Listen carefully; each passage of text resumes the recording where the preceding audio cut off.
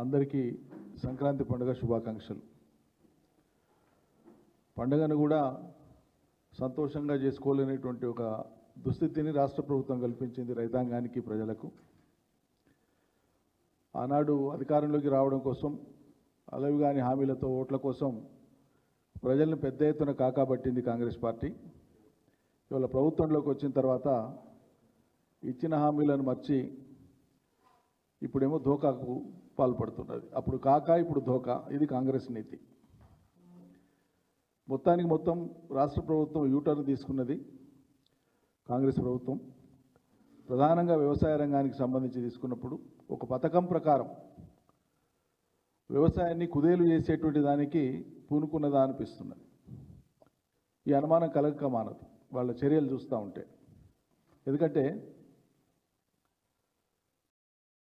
మొన్నటిదాకానేమో digital survey, లేకుంటే IT, లేకుంటే employees, నానా కొరీలు ఇవన్నీ పెట్టి అన్నీ పరిశీలన చేసి ఇస్తాం, గుట్టల గట్లకి ఇవ్వము, వ్యవసాయం అయ్యే భూములకి ఇస్తామని రకరకాల ప్రచారాలు చేస్తూ వచ్చి మొన్న లేదు, మళ్ళీ ఏ షరతులు లేకుండానే ఇస్తాం అంటూనే మళ్ళా కలెక్టర్ల కాన్ఫరెన్స్ పెట్టి ముఖ్యమంత్రి గారు కలెక్టర్ల మీద భారం పెట్టి వ్యవసాయం జరుగుతున్నటువంటి భూములకే ఇవ్వాలని చెప్పి, రైతు భరోసా ఇవ్వాలని చెప్పి ఆదేశాలు ఇచ్చినారు. మంచిదే. కలెక్టర్లు కానీ, వ్యవసాయ అధికారులు కానీ, క్షేత్రస్థాయిలో ఉండేటువంటి వాళ్ళందరూ కూడా నిష్పక్షపాతంగా, పారదర్శకంగా వివరాలు తీసుకొని చేస్తే దానికి ఎవరికేం అభ్యంతరం లేదు. కానీ ఇక్కడ ప్రభుత్వం యొక్క ఉద్దేశాన్ని ఎందుకు శంకించవలసి వస్తుంది? వాళ్ళ ఆచరణను బట్టి. ఎందుకంటే ప్రభుత్వం ఇటీవల సాగునీటి ప్రణాళికను విడుదల చేసింది యాసంగికి సంబంధించి. ఆ సాగునీటి ప్రణాళికలో ఏ ప్రాజెక్టులో ఎన్ని నీళ్లు ఉన్నాయని చెప్తూ ఇన్ని ఇస్తాము, ఇన్ని ఇవ్వలేము అని చెప్పి చేతులు ఎత్తేస్తూ సాగునీటి ప్రణాళికను విడుదల చేసి మనం అందరం చూస్తున్నాం. ఇప్పుడు వాళ్ళు చెప్తున్నటువంటిది ఏంటి? సాగు అయితేనే రైతు భరోసా వస్తుందని చెప్తాం. మంచిదే. సాగు ఎప్పుడవుతుందండి? యాసంగిలా నీళ్ళు ఇస్తే అవుతుంది. మరి మీరు సగానికి సగం కృష్ణా బేసిన్లో ఉండేటువంటి ఆయకట్టుకు సగానికి సగం మీరు నీళ్ళు ఇచ్చేటువంటి పరిస్థితే లేదు. సగం కాదు, చేతులు ఎత్తేస్తున్నారు ఇవ్వలేమని చెప్పి. కృష్ణా బేసిన్లో ఉండేటువంటి రైతాంగానికి నీళ్ళు ఇవ్వలేమనేటువంటిది. అదేవిధంగా గోదావరి బేసిన్లో కూడా అసమగ్రంగా ఉంది. అంటే నీళ్ళే ప్రభుత్వం ఇవ్వడానికి పూనుకోనప్పుడు రైతులు వ్యవసాయం ఎట్లా చేస్తారు యాసంగిలా? అంటే ఉన్న కొద్దిపాటి బోర్లతోనో, వాళ్ళకున్న కొద్దిపాటి వనరులతో రైతుకు 5-6 ఎకరాలు వారేది ఉన్నా కూడా మీరు నీళ్ళు ఇవ్వని కారణంగా అతను బోరు మీదనో ఇంకా దేని మీదనో ఆధారపడి 6 ఎకరమో చేసుకుంటే మీరు అంతకే ఇస్తారా రైతు బంధు, రైతు భరోసా?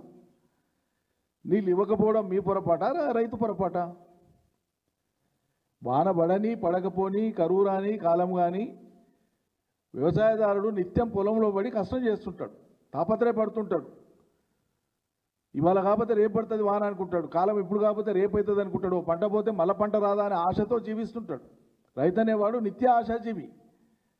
నిత్యం తన చెమటను, రక్తాన్ని దారబోసి పంటలు పండించేటువంటి రైతు. ఈ రైతుకు ఇన్ని రకాల కొరీలు, ఇన్ని రకాల మడతలు పెట్టి మీరు సాయం చేయదలుచుకున్నారు. అందువల్లనే సాగునీళ్ళు ఇవ్వకపోతే ఆటోమేటిక్గా ఏమవుతుంది? పంటలు వేయరు రైతులు. పంటలు వేయకపోతే ఏమవుతుంది? నువ్వు పంట వేయలేదు కాబట్టి రైతు భరోసా నీకు రాదని లెక్కకు వస్తుంది. పంట వేయలేదు కాబట్టి నీకు బోనస్ కూడా రాదు. పంట పండలేదు కాబట్టి బోనస్ కూడా రాదు. ఇక వేరే పంటలకు కూడా ఇంకా వేరే పంటలు వేసుకునే దిక్కుండదు కాబట్టి మద్దతు ధర యొక్క అంశం కూడా రాదు తెర మీదకి. ఎందుకంటే ప్రభుత్వము అధికారంలోకి వచ్చే కంటే ముందు చెప్పిన మాట ఏంది? చాలా కరాఖండిగా చాలా చెప్పినారు. ఒక్కొక్కటి అన్ని మళ్ళీ నేను మాట్లాడతాను. పంటలకు సంబంధించి ఏం చెప్పినారు? మొన్నటికి మొన్న ఇన్ని పంటలు పండడం, వానాకాలంలో ఇన్ని పంటలు పండడం మా గొప్పతనం, మా ఘనత అని చెప్పాను ముఖ్యమంత్రి గారు కానీ వాళ్ళ ప్రభుత్వ పెద్దలు కానీ. గతంలో అభివృద్ధి పరిచినటువంటి నీటిపారుదల వ్యవస్థ కానీ, చెరువులు కుంటల వ్యవస్థ కానీ, చెక్ డ్యాములు కానీ, వాగు వంకలు కానీ, ప్రాజెక్టులు కానీ, జలాశయాలు కానీ ఇవేవి కాదట. వరుణుడు ఇట్లా కరుణించిండు కాబట్టి మొత్తం పంటలు పండాయి, ఇదంతా మా గొప్పతనం అన్నారు. మంచిదే. కొద్దిసేపటికి మీ వల్లనే పండాయి అనుకుందాం. ఎవరైతే కష్టం చేసింది రైతులు, పంటలు పండాయి. మరి ఒక వరి ప్రభుత్వం ప్రకటించినటువంటి లెక్క ప్రకారంగా 1,57,00,000 టన్నులు పండేది. ప్రభుత్వం చెప్పిన లెక్కనే. 1,57,00,000 టన్నులు పండితే ఇందులో సన్నాలు అనేటువంటివి కేవలం 16 లక్షల మెట్రిక్ టన్నులు మాత్రమే. మరి ఏది ప్రభుత్వం సేకరించింది? ప్రభుత్వం సేకరించినటువంటి వడ్లు మొత్తం ఎంత? 1,57,00,000 టన్నులల్లో 16 లక్షల టన్నులు మాత్రమే సేకరించినట్లు ప్రభుత్వం లెక్కలు చెప్తుంది. అంటే ఎంత అండి? 10% కూడా కాదు, దాదాపు క్లోజ్ టు 10%. దానికన్నా మొత్తం బోనస్ పుట్టిందా? మొత్తం ముట్టలేం మళ్ళా. కాబట్టి ఈ పంచపాండవుల వలె మంచం కోళ్ళ వలె ముగ్గురు అని రెండు చూపబోయి ఒక ఏళ్ళు చూపినట్లు సర్కారు యొక్క నీతి రైతులకు సంబంధించి ప్రత్యేకంగా నేను రైతుల విషయంలోనే ఒక్కడికి చెప్తున్నా, ప్రోద్ఘాటిస్తున్నా.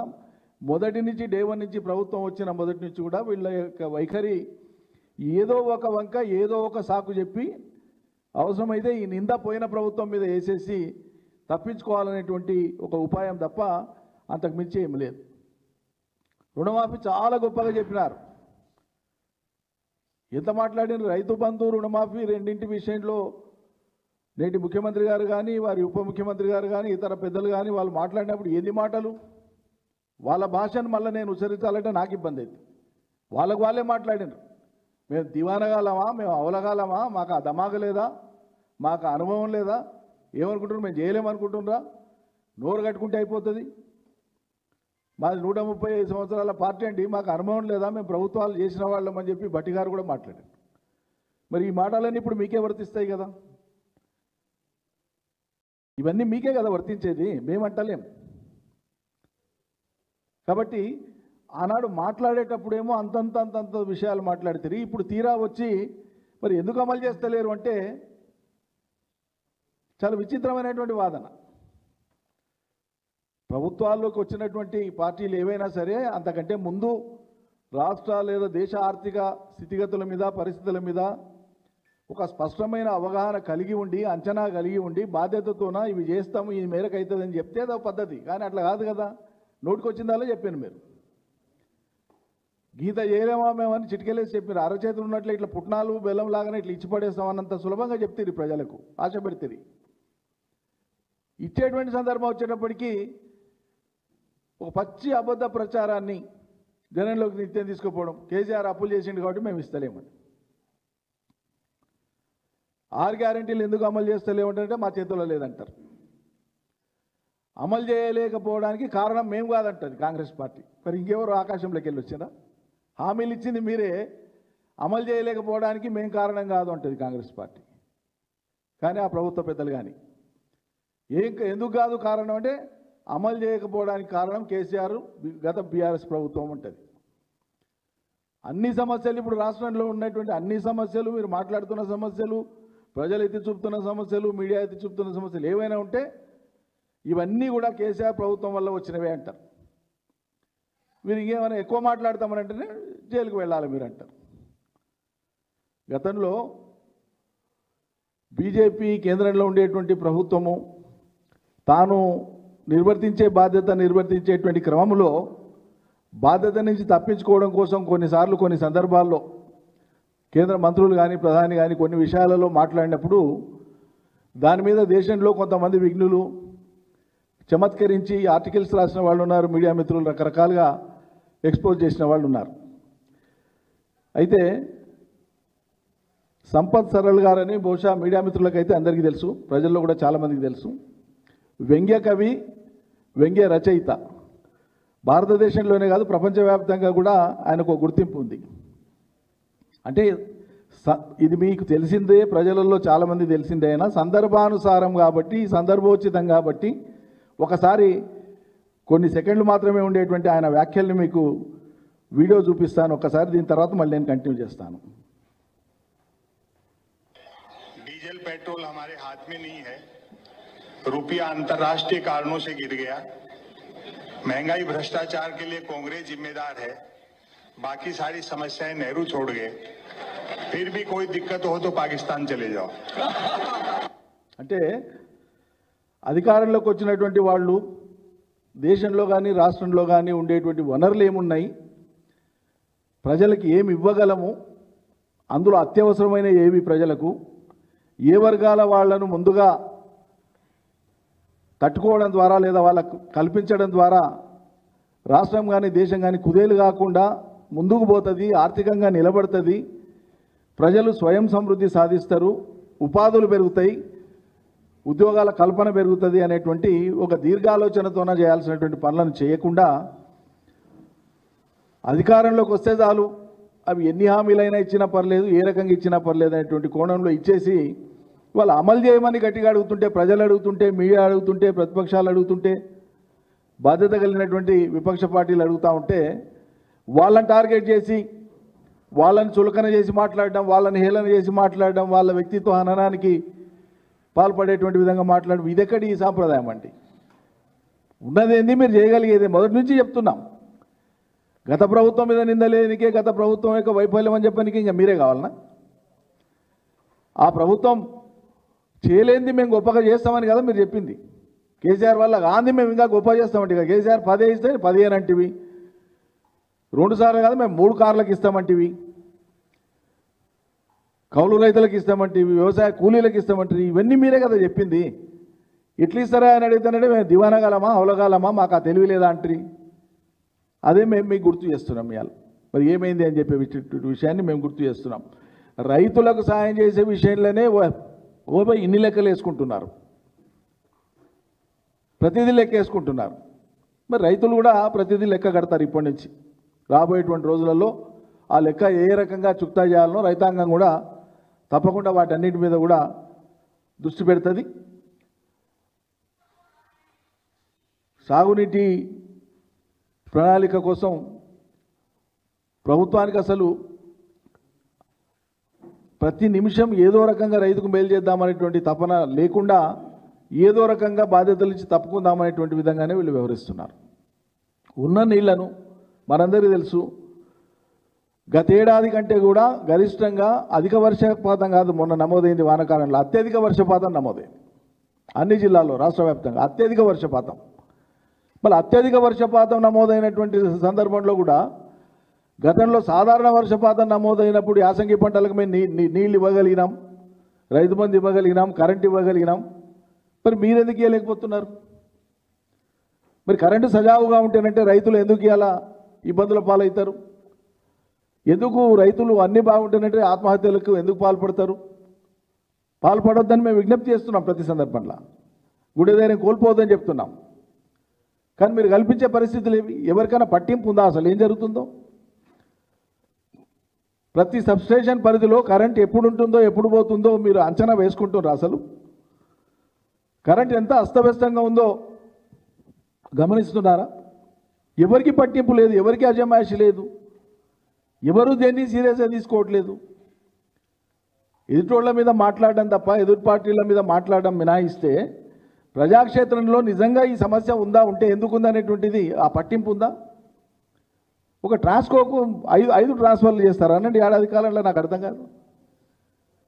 సాంకేతిక పరమైనటువంటి డిపార్ట్మెంట్లు అవి కుదురుగా కూర్చొని అవగాహన చేసుకొని డెలివరీ మెకానిజం స్పష్టంగా ప్రజలకు సాంకేతిక అంశాలు, విద్యుత్ కానీ ఎమర్జెన్సీ అవసరాలైనటువంటి వైద్యం కానీ ఇటువంటివి చాలా పకడ్బందీగా అమలయ్యేటట్లు శ్రద్ధ పెట్టి చేయాల్సిన పనులు. కరెంటుకు సంబంధించి అస్తవ్యస్తంగా ఉంటుంది మొత్తం. పోయిన యాసంగిలో నీళ్లు రాక సగం పంటలు ఎండిపోయాయి రైతులవి. కరెంటు లేక ఇబ్బంది పడ్రి, నీళ్లు లేక కరెంటు లేక ఇబ్బంది పడ్రి. ఈసారి సమృద్ధిగా వానలున్న కాలంలోనన్నా నీళ్ళు ఇమ్మంటే నీళ్లు లేవని చేతులు ఎత్తేస్తున్నాం. మరి నీళ్ళు లేవని చేతులు ఎత్తేందుకు మీరే కావాలన్నా? కాబట్టి నీళ్లు ప్రభుత్వం అందించకుండా ఉన్న కారణంగా ఏ భూములు అయితే సాగు కావో ఆ కారణం చెప్పి ఆ మిష చెప్పి సాగు కాలేదనేటువంటి నెపం రైతుల మీద వేసి మీరు రైతు భరోసా ఎగ్గొడితే ఇది దుర్మార్గము. అది గుర్తు చేయడానికే ఇలా మాట్లాడుతున్నాం. నీళ్ళు ఇవ్వని వైఫల్యం మీది, ఇవ్వలేని వైఫల్యం మీద ఉన్నప్పుడు రైతు సేద్యం చేయలేదని ఎట్లా చెప్తారండి? నాకు అర్థం కాదు. ధైర్యం ఇవ్వాలి కదా సర్కార్. ఖచ్చితంగా మేము ఇన్ని నీళ్ళు ఇస్తామంటే అన్ని నీళ్ళకు వాళ్ళు పురమాయిస్తారు, తయారవుతారు. కాబట్టి ఆనాడు అందుకే కేసీఆర్ హయాంలో 10 ఏళ్ల కాలంలో తెలంగాణను ఒక నూతన పందాలో నిర్మించేటువంటి ఒక ఆలోచనతోన వ్యవసాయం యొక్క ప్రాధాన్యతను ఈ దేశంలో అందరికంటే ఎక్కువగా మనసు పెట్టి గుర్తించి దాన్ని గౌరవించే ఆ వృత్తిని, రైతుల ఆత్మవిశ్వాసాన్ని పెంచి వ్యవసాయాన్ని స్థిరపరిచినటువంటి ఘనత కేసీఆర్ సర్కార్ది. కరెంటులో లోపం లేకుండా, ఎద్దడి రాకుండా, నీటికి ఉన్న నీళ్ల కాడికి పొతంగా వాడి ఒక చుక్క నీళ్లు వృధా కాకుండా, ఎండాకాలంలో చెక్ డ్యాములు మత్తళ్ళు దూకేటువంటి విధంగా పాలన చేసింది మేమైతే, కుంభవృష్టి కురిసిన సంవత్సరాల్లో కూడా నీళ్ళు ఇవ్వలేనటువంటి దైన్య స్థితి, దీనస్థితి కాంగ్రెస్ సర్కార్ది. కళ్ళ ముందర కనిపిస్తలేదా ఇది? రైతులకు ఏ రకమైన ఆంక్షలు పెట్టకుండా వాళ్ళకి సాయం జరగాలని కోరినాం. అది 100 సార్లు చెప్పినాం ఈ మాట. ఎందుకు? రైతు అంటే ఒక రైతు కాదు మనం ఇచ్చేది, ఆ కుటుంబానికి కాదు మనం ఇచ్చేది, ఈ దేశ సౌభాగ్యానికి మనం ఇచ్చేది, ఈ రాష్ట్ర సౌభాగ్యానికి మనం ఇచ్చేది. పంట పండితే రైతు ఒక్కడు తినడు, పండిన పంట మొత్తం ఒక్క రైతే తినడు, రైతు కుటుంబమే తినదు, లోకాన్ని సాగేటోడు రైతు. రైతుకి ఇచ్చే కాడ ఎందుకు ఆంక్షలు? ఏం మాట్లాడుతారు మీరు? ఇయ్యలేనటువంటి చాతకాంతనాన్ని బయటపడుతుందేమో అనేటువంటి ముందు చూపుతోన ప్రియం చేసి ముందస్తుగా కేసీఆర్ సర్కార్ల గుట్టలు గట్లకి ఇచ్చిండ్రు. 25 వేల కోట్ల రూపాయలు వృధా పోయినాయి. మేము చాలా పగడబందీకి ఇస్తాం, క్యాబినెట్ సబ్ కమిటీ వేస్తున్నాం, జూలై 15కు రిపోర్ట్ వస్తుంది, అసెంబ్లీలో చర్చిస్తాం, గైడ్లైన్స్ వస్తాయి. క్యాబినెట్ సబ్ కమిటీ వేసి మరి రాష్ట్ర వ్యాప్తంగా సుమారు 70 లక్షల మంది రైతులకు కేసీఆర్ సర్కార్లో 11 విడతలుగా 72,815 కోట్ల రూపాయలు ఇచ్చినాం రైతు బంధు కింద. మీరు పెంచి 15,000 లెక్కన ఇస్తామంటారు. 15,000 దేవుడెరుగు. నిజంగానే మేము ఆనాడు ఇచ్చినటువంటి కేసీఆర్ సర్కార్లో ఇచ్చినటువంటి రైతు బంధు ఒకవేళ ఎక్కడైనా దుర్వినియోగం అయితే మీ క్యాబినెట్ సబ్ కమిటీ ఏం పని చేసింది? ఏడాదిగా మీ ప్రభుత్వం ఏం పని చేసింది? ముఖ్యమంత్రి స్వగ్రామంలో ఏదైనా 1 ఎకరాకు వృధా పోయిందని చూపిస్తారా? వ్యవసాయ మంత్రి స్వగ్రామంలో 1 ఎకరాకు అనర్హులకు పోయిందని చూపిస్తారా? ఉప ముఖ్యమంత్రి గారి స్వగ్రామంలో ఒకవేళ ఆయన గ్రామంలో వ్యవసాయం ఉంటే ఆ గ్రామంలో కానీ భూమి శిస్తు చేసే వాళ్ళు కాకుండా ఒట్టిగా పడవ పెట్టిన వాళ్ళకి వచ్చిందని చూపిస్తారా? 70 లక్షల మంది రైతులకు ఇచ్చే క్రమంలో 1,50,00,000 ఎకరాలకు రైతు బంధు ఇచ్చేటువంటి క్రమంలో ఎక్కడైనా, ఇది 100 సార్లు చెప్పిన నేను కూడా, ఎక్కడైనా నగరాల చుట్టూ పట్టణాల చుట్టూ ఎక్కడైనా నాలా కన్వర్షన్ చేసుకోకుండా ప్లాట్లు గిట్లు చేసుకున్న వాళ్ళు ఉంటే 1/6 ఏమని ఉంటే ప్రభుత్వం అటువంటిది ఎప్పుడు మన దృష్టికి వచ్చినా ఇదే కాదు, ఏ బెనిఫిట్ అయినా, ఇలా మనం పెన్షన్లు ఇస్తున్నా లక్షల మందికి, అందులో 1-2 అక్కడక్కడ అనర్హులు ఉంటారు, గుర్తిస్తాం తీసేస్తాం. కార్డులు ఇచ్చినా 1-2 అనర్హులు ఉంటారు, గుర్తిస్తాం తీసేస్తాం. కానీ ఎలుక ఉందని చెప్పి ఇల్లు తగలబెట్టినట్లు రైతు బంధు అర్హులకు పోతలేదు, కొంతమంది అనర్హులకు పోయిందనేటువంటి ఒక కారణం చెప్పి దానికి ఆధారాలు లేవు, తోకలేదు, తొండెం లేదు. ఆధారం అంటే ఎన్ని ఉండాలి? 100,000 అండి? 70 లక్షలకి ఇచ్చే కాడ మీరు 25,000 కోట్లు అంటే ఎంత? 3వ వంతు అంటే 70 లక్షలలో 3వ వంతు అంటే ఎంత? సుమారు 23-24 లక్షలు. అంటే 23-24 లక్షల మందికి ముట్టినటువంటి రైతు బంధు తప్పని మీరు నిర్ధారిస్తున్నారా? రైతుల్ని దొంగలు చేస్తున్నారా? ఇలా అర్హత లేకుండా తీసుకున్నారని ఎట్లా మాట్లాడతారు? ఇది మీకు ఇయ్యనికే చేతగాక ఇలా రైతుల మీద నెపం పెడతారా? మరి ప్రభుత్వం కదా మీరు, రికార్డులు మీతోనే ఉన్నాయి కదా.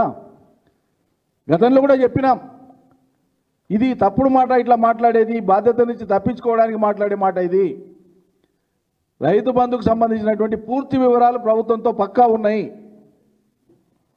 ఎకరాల వారీగా భూ విస్తీర్ణం కానీ, రైతుల యొక్క పట్టదారు పాస్ పుస్తకాలు కానీ, వాళ్ళు శిస్తు చేసేది కానీ, 1/6 లోపం ఉంటే సరిదిద్దామని చెప్తే ఆ కారణం చెప్పి 25,000 కోట్లు అంటే ఎంత అంటే ఇచ్చిన 72,500 కోట్లలో 3వ వంతుకు పైన, అంటే 3వ రాష్ట్రంలో అమలైనటువంటి రైతు బంధులో 3వ వంతు దుర్వినియోగం అయిందా మీ లెక్క ప్రకారంగా?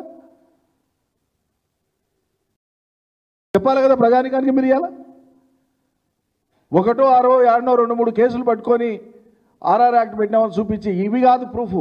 లక్షల సంఖ్యలో మీరు చెప్పింది శుద్ధ అబద్ధం. అది తప్పించుకోవడం కోసం రైతుల మీద వేసినటువంటి నెపం. అది దాన్ని పోయిన సర్కారు యొక్క వైఫల్యం కింద చూపించే ప్రయత్నం మీరు చేసింది. భారతదేశంలోని ఇతర రాష్ట్రాలకు ఆదర్శంగా నిలిచినటువంటి గొప్ప పథకం, దేశంలో రైతులకు ఆత్మవిశ్వాసాన్ని పెంచడమే కాదు గౌరవాన్ని పెంచినటువంటి ఒక గొప్ప పథకం. రైతుకు అన్నం పెట్టే, రైతుకు కష్టం చేసేటువంటి రైతుకు ఇట్లా ఒకరికి చేయి ఆపే పరిస్థితి ఉండవద్దు, ఈ చేయి ఇట్లా ఉండకూడదు, రైతు యొక్క చేయి ఇట్లా ఉండాలి, ఇచ్చేవాడుగా ఉండాలనేది తప్పించి పనిచేసినటువంటి పథకం అది. అంత గొప్ప పథకాన్ని మేము 5,000 ఎక్కువిస్తామని మాట్లాడి, మరి ఎన్నికలప్పుడు మాట్లాడినావా? రైతు బంధు దుర్వినియోగం అయింది కాబట్టి మేము వచ్చి లెక్కలన్నీ సరి చేస్తామని చెప్పినవా? బోనస్ సన్న ఓట్ల కాడికే ఇస్తా అని చెప్పినవా? ఇవాళ మీరు పెడుతున్నటువంటి తొండి మాటలు కొన్ని మాటలని ఎన్నికలప్పుడు చెప్పినా? మీరు చెప్పలేదు కదా. అమలుకు వచ్చేటప్పటికి ఇన్ని రకాలుగా మీరు వాటన్నిటిని కూడా కొరీలు పెట్టి చేస్తున్నది సరైనటువంటిది కాదు. రుణమాఫీలో కూడా 17,695 కోట్లు మాత్రమే ముట్టినాయి రైతులకు. మీరు చెప్పిన ఇంకో 3,000 కోట్ల రూపాయలు ఇంకా చేరలే. ప్రభుత్వం విడుదల చేసిందని చెప్పి ప్రకటిస్తున్నారు మీరు, రైతులకు చేరలే ఇంకా. అవి కూడా మొత్తం కలుపుకుంటే 50% కూడా కాదు. మీరు డిక్లేర్ చేసినటువంటి ఫిగర్స్లో కూడా 50% కూడా కాదు ఇవాళకి. ఈ విచిత్రంగా మాట్లాడుతుంది. మాతో ఉన్న వివరాల కాడికి మొత్తం ఇచ్చినామని ముఖ్యమంత్రి చెప్పే, బ్యాంకులు ఏమైనా తప్పు చేసిన రోజు మాకు సంబంధం లేదని. సాక్షాత్ వ్యవసాయ మంత్రి, రెవెన్యూ మంత్రి, డిప్యూటీ సీఎం గారేమో ఇంకా ఇవ్వవలసి ఉందని వారు చెప్పారు. ఎంత గందరగోళం మీరు రైతుల్ని గందరగోళానికి గురి చేసింది. ఎంతమంది రైతుల, వేల మంది రైతుల వీడియోలు రోజు వస్తున్నాయి. అరే నేను 7వ తరగతి చదువుకున్నా, నాకు రుణమాఫీ కాలేదు, ఎందుకు కాలేదని పోతానంటే నీకు ఉద్యోగం ఉన్నట్లు నీ ఆధార్ కార్డు చూపిస్తుందని చెప్పి రైతు చెప్తున్నాను. మీడియాలో కూడా వచ్చింది. 1 నిమిషం పని కదండి సవరించడానికి. ఎందుకు సవరించారు ఇటువంటివి? అంటే ప్రభుత్వం చేసినటువంటి సాంకేతిక, ఆయన చెప్పింది క్లియర్గా, పోయినసారి కేసీఆర్ ఇచ్చినప్పుడు నాకు వచ్చేట్లా, ఇప్పుడు ఎట్లా రాదు అంటే ఏవో ఒక కుంటి సాకులు, తొండి సాకులతోన రైతాంగానికి చేరేటువంటి రైతు భరోసా కానీ, రుణమాఫీ కానీ ఏదో రూపంలో దాన్ని కత్తరింపు చేయాలి, తగ్గించాలి, డౌన్ సైజ్ చేయాలనేటువంటి, ఫిగర్ డౌన్ సైజ్ చేయాలనేటువంటి ఒక ఆలోచన తప్ప ప్రభుత్వానికి చిత్తశుద్ధిగా గ్యారంటీగా ఇది చేద్దామనేటువంటి ఉద్దేశం ఉన్నట్లు కనిపిస్తలేదు. ఒకవేళ ఉంటే మీరేదైతే మీ నోటి నుంచి చెప్పినరో షరతులు ఏవీ లేకుండా ఇస్తామని, షరతులు ఏవీ లేకుండా ఇవ్వండి. ఇవ్వడంతో పాటు మీరు ఎగ్గొట్టినటువంటి డబ్బులు ఇవ్వండి. 2023 యాసంగిలో 2,500 కోట్లు ఎగ్గొట్టిన అవి ఇవ్వాలి. 2024 వానాకాలంలో ఇవ్వవలసినటువంటి 7,500 చేతులు ఎత్తేసి మేము ఇవ్వలేము అన్నారు, అవి ఇవ్వాలి. ఇప్పుడు మీరు ప్రకటించినటువంటివి కలిపి మొత్తం ఇస్తే ఒక రైతుకు 17,500 వస్తుంది ఎకరాకి. 17 ఎకరాకు 17,500 రూపాయలు వస్తుంది. మరి నిజంగానే మీరు చెప్పిన మాటనే మీరు అమలు చేయదలుచుకుంటే, మీ చిత్తశుద్ధిని తప్పుపట్టేది ఏం లేదు, మేము చాలా గొప్పగా ఉన్నామని మీరు చెప్పుకోదలుచుకుంటే తప్పకుండా మీరు అది ఇవ్వాలని చెప్పి మేము డిమాండ్ చేస్తూ ఉన్నాం.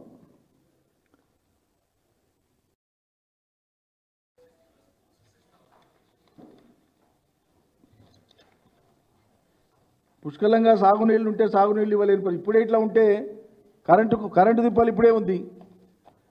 ఉన్న కొద్దిపాటి యాసంగి పంటలకు కూడా రేపు కరెంటుకు కష్టాలు ఏముంటాయో తెలియని పరిస్థితి. రైతులైతే ఒక బాధ కాదు, క్షేత్రస్థాయిలో అసలు ఏం జరుగుతుందనేటువంటి దాని మీద ఎదుటి వాళ్ళ మీద దాడి పెట్టకుండా క్షేత్రస్థాయిలో నిజంగా రైతులకు ఏమి ఇబ్బందులు ఉన్నాయి, ఎందుకున్నాయి, కరెంటు ఉండి కూడా సరఫరాలో ఏమైనా అంతరాయాలు వస్తున్నాయా, నిర్వహణ లోపమా, లేకుంటే పాలనా పరంగా అపసవ్యంగా ఉన్నందుకు అటువంటి జరుగుతున్నాయా, ఏం జరుగుతున్నాయి అనేటువంటిది మీరు దయచేసి దృష్టి పెట్టాలి సర్కారు. అట్లా పెట్టకుండా మేము అడిగితే ఇంతకుముందు ఇట్లా వెంకకవి రచనల్లో వచ్చినట్లుగా డీజిల్ పెట్రోల్ అంటే అంతర్జాతీయ రేట్లను బట్టి ఉంటుంది, అధిక ధరలు అంటే మా చేతిలో ఉండవు ధరలు, అనాదిగా ఉండేటువంటి నిరుద్యోగం, పేదరికం అంటేనంటే అది కాంగ్రెస్ పాలన, నెహ్రూ గారి కాలం నుంచి వచ్చినాయి, సంక్రమించినాయి, మా పాత్ర లేదు. ఇప్పుడు మీరు ఎక్కతోక ఏమన్నా అంటారంటే ఇక్కడ కాదు ఇంకో తోనికి పోండి అని కేంద్రం చెప్పిన వైఖరిని ఎట్లయితే తప్పుబట్టి వెంకకవి చూపించుండే, ఇలా కాంగ్రెస్ కూడా హామీలను అమలు చేయమంటారంటే లేదు కేసీఆర్ కారణం, కేసీఆర్ సర్కార్ కారణం, అన్నీ అయిపోగొట్టింది, ఇది అయిపోగొట్టింది, అది అయిపోగొట్టింది అని చెప్తాం. ఇక్కడ నేను ఒక విషయాన్ని స్పష్టం చేయదలుచుకున్న, చివరిగా రాజ్యాంగపరంగా ఫెడరలిజం ఉండాలి, కేంద్ర రాష్ట్ర సంబంధాలు మంచిగా ఉండాలి, రాజకీయ పార్టీలు ఏమున్నా అనేటువంటిది మనం నీతి సూత్రాలు చాలా ఏళ్ళుగా మాట్లాడుతూ వస్తున్నారు. రాజకీయ నీతి సూత్రాలు ఇవి. వీటిని బుల్డోజ్ చేసి కేంద్రంలో ఉండేటువంటి సర్కారు తమకు ఇష్టారాజ్యంగా ఉండడం, ఆనాడు కాంగ్రెస్ అయినా ఇవాళ ఎన్డీఏ అయినా పరిపాటి. రాష్ట్రాల యొక్క హక్కుల్ని గౌరవించో లేకుంటే వాళ్ళ యొక్క న్యాయబద్ధమైనటువంటి వాటాలను సజావుగా ఇవ్వడమో లేకుంటే వాళ్ళ నీళ్లను ఇతరత్ర అంశాలను పరిష్కరించడమో ఈ రాష్ట్రాలకు ఉండే హక్కు ఇది అని చెప్పి గౌరవించడం అది ఏనాడు లేదు. కానీ ఇప్పుడు మాత్రం ఒక విషయంలో చాలా గొప్ప సఖ్యత కనిపిస్తూ ఉంది కేంద్ర ప్రభుత్వానికి ఈ రాష్ట్రంలో ఉండే కాంగ్రెస్ ప్రభుత్వానికి, కేంద్రంలోని ఎన్డీఏ ప్రభుత్వానికి ఈ రాష్ట్రంలో ఉండేటువంటి కాంగ్రెస్ ప్రభుత్వానికి కోఆపరేటివ్ ఫెడరలిజం మాత్రం చాలా అద్భుతంగా ఉంది. పరస్పరం సహకరించుకునేటువంటి ఒక ఫెడరలిజం మాత్రం చాలా గొప్పగా వర్ధిల్లుతూ ఉన్నది.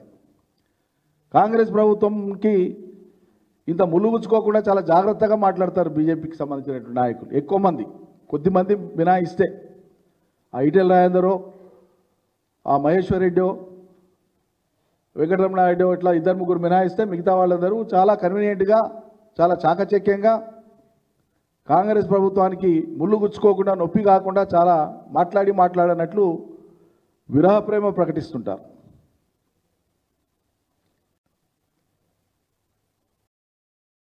లేకపోతే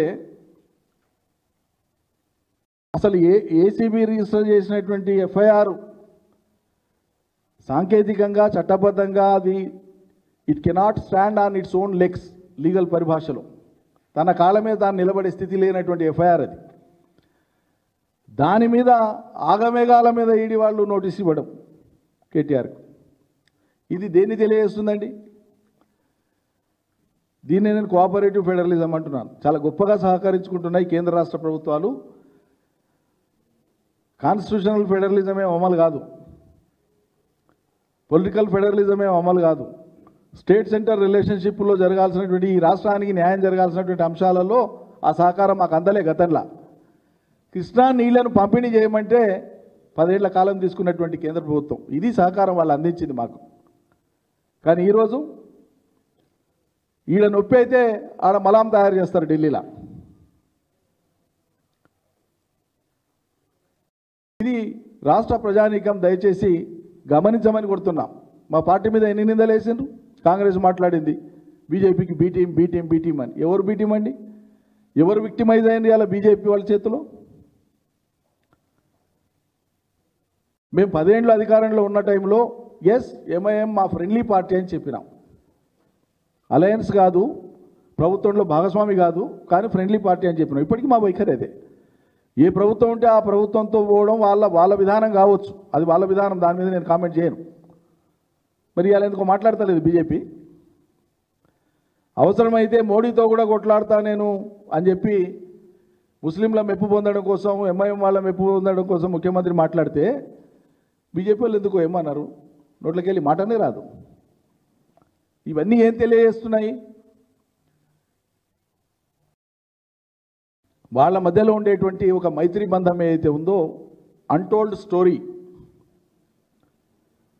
బయటికి చెప్పలేనటువంటి ఒక బంధం వాళ్ళది. ఎవరు అవునన్నా కాదన్నా కేసీఆర్ను బలహీనపరచడం, బీఆర్ఎస్ను బలహీనపరచడమే ఆ రెండు పార్టీల యొక్క లక్ష్యమని మేము మొదటి నుంచి చెప్తున్నాం, ఇప్పుడు చెప్తున్నాం, రేపు కూడా చెప్తాం. అందుకే ఈ ప్రాంతీయ పార్టీ లేదా బీఆర్ఎస్గా మారినటువంటి ఈ పార్టీ తెలంగాణ తెచ్చిన పార్టీ కనుక బలంగా లేకపోతే ఇలా తెలంగాణ ప్రజల ప్రయోజనాల గురించి మాట్లాడేటోళ్ళు, పట్టించుకునేటోళ్ళు ఎవరుంటారో ఒకసారి ప్రజానికం మళ్ళా గుర్తు చేసుకోవాలని చెప్పి విజ్ఞప్తి చేస్తున్నాం. జై తెలంగాణ.